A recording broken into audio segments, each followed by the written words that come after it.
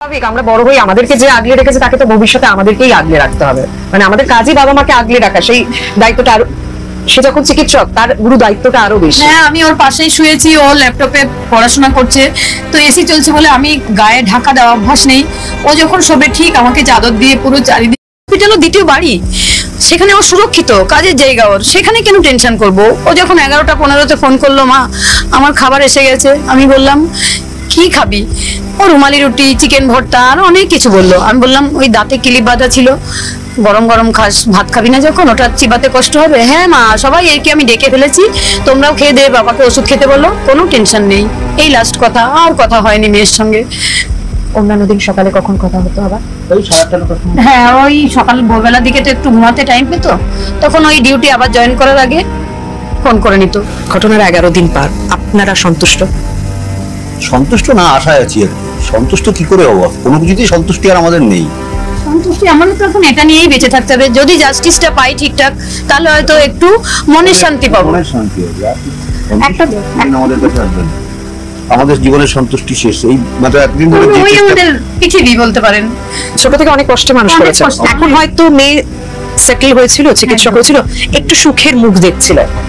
এমনকি ওর কোনো অহংকার বলতে কি ও জানতো না। যখন ও মধ্যমগ্রামে মিউনিসিপ্যালিটি হসপিটালে ডিউটি করতো, তখন ও ডক্টর ডিউটি যাচ্ছে, কিন্তু ও বাবার মালের ব্যাগও একটা দোকানে দিয়ে পৌঁছে দিয়ে তারপরে ডিউটি যেত। কোনো অহংকারও ছিল না। সুখের সময় আজ দুঃখের দিনটা চলে এসেছে। একটা রাত্রে আমাদের জীবনটা পুরো তছনছ করে দিয়েছে একদম। কিন্তু আমরা কখনো স্বপ্নেও ভাবতে পারিনি যে একটা পুরো কাজের জায়গায় এরকম একটা ঘটনা ঘটবে। যেখানে চান্স পেয়েছিল বলে আমরা খুব খুশি হয়েছিলাম, সেখানেই আমার মেয়েটা যে বলি হয়ে যাবে এটা ভাবতেই পারিনি। তারপরে তারপরে স্টুডেন্টরা চায় বা তার বাবা মায়েরা চান যে কোনো সরকারি হাসপাতালে যদি হয়ে যায়, কলকাতা সরকারি হাসপাতাল, সেই জায়গায় আরজিকর বাড়ির কাছে ছিল, আরজিকর হাসপাতাল। খুশি হয়েছিলাম ও এত ভালো র্যাঙ্ক করেছিল বলে। আগেও দুবার নিট পিজিতে বসেছিল, ভালো র্যাঙ্ক হয়নি বলে ও নেয়নি কিছু, কাউন্সেলিং এই বসেনি। এবার ভালো র্যাঙ্ক হয়েছিল, কাউন্সেলিং এ বসে প্রথমে কল্যাণী পেয়েছিল, গাইনি পেয়েছিল, ওটা কি করে গিয়েছিলেন? ভর্তিও হয়ে গেছে। না, আমি আরজিকর পেয়েছিলাম, আমি আরজিকরই।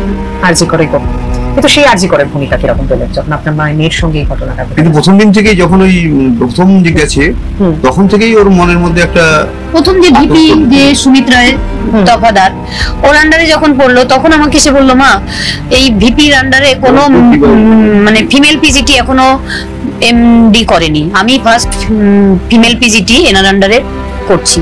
এবং ওই ভিপি একটু প্রেশারও ক্রিয়েট করতেন ওর উপরে, এগুলো বলতো সব আমাকে। আচ্ছা, আর এই যে এত চর্চা হচ্ছে যাকে নিয়ে, সন্দীপ ঘোষ, তার নাম কোনোদিনও শুনেছিলেন?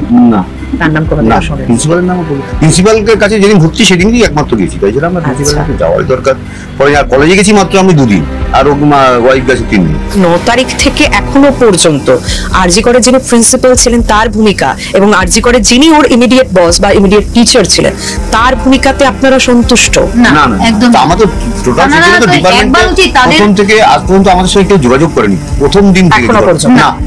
তাদের দায়িত্বে তো আমরা মেয়েটাকে ওখানে ছেড়েছিলাম, তাদের তো একবার কথা বলা উচিত ছিল আমাদের সঙ্গে, আমরা এখনো বলে, প্রেজেন্ট ওখানে, তখনও আমাদের সঙ্গে কেউ কথা বলে, এখনো বলে। ওখানে যারা স্টুডেন্ট ছিল তারা প্রথম থেকে কিন্তু বলছিল যে এটা আত্মহত্যা হতে পারে না। আপনাদেরকে তো প্রথম আত্মহত্যা বলা হয়েছিল, তারা প্রথম থেকে আত্মহত্যা বলছে, এটা আত্মহত্যা হতে পারে না। তো ফরেনসিক মেডিসিন 1 বছর পরে এরা এদের অভিজ্ঞতা আছে একদম, ওরাও তো চিকিৎসক, মানে ওরাও বুঝতে পারছে। তবুও কেন কলেজ থেকে আপনাদেরকে আত্মহত্যা হলো বলো? সেটা এখন বিষয়টা টোটালি দেখছেন আপনারাও, আমরাও বিষয়টা বুঝতে পারছি না।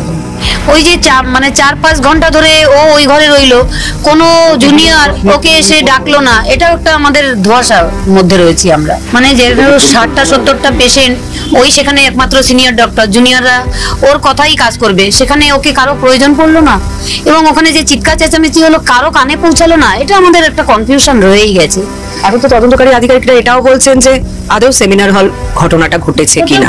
সেটাও পাশের ঘরটা যখন ভাঙা হলো, কেন ভাঙা হলো, যেখানে তদন্ত চলছে, সেদিন আমাদের সামনেই বললেন এই ঘরটা সিল করা হবে, সবকিছু আমরা দেখলাম, টলি এনে সরিয়ে নিয়ে যাওয়া হচ্ছে, তবুও সেই ঘরটা কিন্তু সিল ছিল না। একদম, আমাদের প্রতিনিধি তো গিয়েছিলেন, রুমেলা গিয়েছিলেন এবং দেখিয়েছে যে কিভাবে ভাঙা হচ্ছে। মানে এরকম ভাবে তো কখনো ঘটতে পারে না। আপনার কি মনে হয় কোথাও একটা গাফিলতি কোথাও একটা ছিল না? আমরা প্রথম থেকেই তো ডিপার্টমেন্টকে দায়ী করে আসছি। গাফিলতি অবশ্যই ছিল, গাফিলতি ছিল এবং কিছু সরিয়ে দেওয়া। হ্যাঁ, এটা তো ছিল, এটা আমরা প্রথম থেকেই বলে আসছি। এবং যেহেতু ঘটনাটা মানে হসপিটাল নাকি জানতে পেরেছে যেহেতু 9টায়, সেখানে বাবা মাকে তো ফার্স্ট জানাবে। আমরা সেখানে 10টা 53-তে আমাদের কাছে ফোন এসেছে। এতক্ষণ কি করছিল ওরা?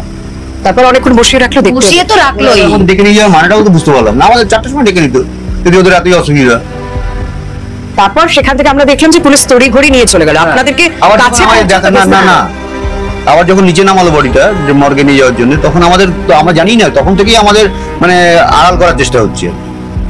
মানে জানো কি? আপনাকে তো এখানে সেই এসেও মুখটাও ঠিকঠাক ভাবে না, না, দেখতে দেয় না, না, না। মানে তড়ি ঘড়ি কোথাও একটা কতরি ঘড়ি কতক্ষণে ওরা বডিটা পুড়িয়ে দিতে পারবে, এটা একটা ওদের চেষ্টা। পরিকল্পনা। এমনকি শ্মশানে গিয়ে ওই আরো 3-4টে বডি ছিল যেখানে আর কি সব ক্রিয়াকর্ম করা হয়, ওখানেও একটা বডি রাখা ছিল। সেগুলো ভেদ করে গিয়ে আমার মেয়েকে একদম চুল্লির সামনে ওখানে শুয়ে সবকিছু করে দেওয়া হয়েছে। মানে আগে থেকে বেশ কয়েকটি মরদেহ ছিল, কিন্তু সেগুলো বাদ দিয়েই, হ্যাঁ সেগুলো বাদ দিয়ে প্রথমে আমাদের মেয়ে ডেড বডি দাহ করা হয়েছে। আর হাজার হাজার পুলিশ তখন ঘিরে রেখেছে, যেই বডিটা চুল্লিতে চলে গেল আর আর কোনো পুলিশ ছিল না। সব চলে গেল, মানে তাদের দায়িত্ব শেষ হয়ে গেল। তারপর থেকে আর কোনো পুলিশ এই কিছু- পর্যন্ত কঠিন দায়িত্ব পালন করেছে। হাসপাতাল থেকে একেবারে দেহ হ্যাঁ। ফেরানো অবধি আপনাদের সঙ্গে না, না, আমাদের সঙ্গে না। দেহটাকে কিভাবে হ্যাঁ, হ্যাঁ তিলোত্তমাকে ওখান থেকে নিয়ে গিয়ে কতক্ষণে পোড়াবে। হ্যাঁ হ্যাঁ, দাহ করার জন্য ব্যস্ত ছিল আর কি। এই কাজটা খুব সঠিকভাবে করেছে। নমস্কার, আপনি বোলাদা, আপনি সেদিন ডিউটিতে ছিলেন তো?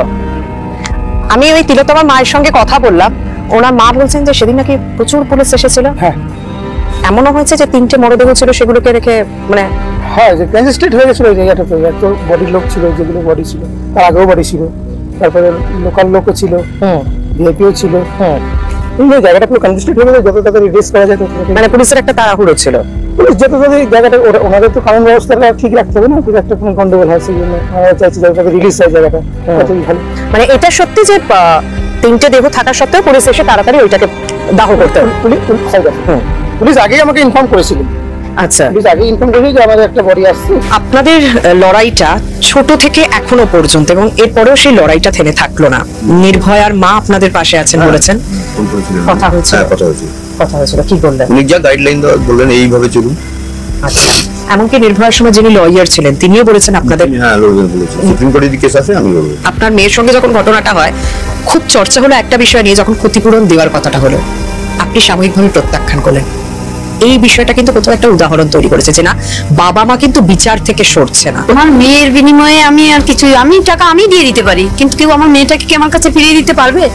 কেউ তো পারবে না। তাহলে আমি টাকা কেন নেব? তারা আমরা তাদের টাকা দিচ্ছি, সারা আমার মেয়েকে ফেরত দিয়ে দিই। এটা অনেক বড় কথা, এই কথাটা বলার ক্ষমতা সবার থাকে না, এটা অনেক বড় কথা বললেন। আজকে সত্যি আমরা প্রত্যেকে প্রতিবাদ করছি, কিন্তু একাংশ দেখছি প্রতিবাদ করতে চেয়েও করতে পারছে না, কোথাও একটা চাপ বলতে পারছে না। কেন? না, সবাইকে মেরুদণ্ড সোজা হয়ে রাস্তা নামতে হবে, নইলে তো এই পরিস্থিতি কোনোদিন জীবনেও পাল্টাবে না। মানুষের যে মানে প্রশাসনিক যে চরিত্র, এই চরিত্র পাল্টাতে গেলে সবাইকেই আন্দোলনে নামতে হবে, চরিত্রটা পাল্টাতে, তবেই হবে হয়তো সুষ্ঠুভাবে দেশ চলবে। দেশ চলবে। এবং আমরা সুষ্ঠুভাবে রাস্তাঘাটে চলাফেরা করতে পারবো।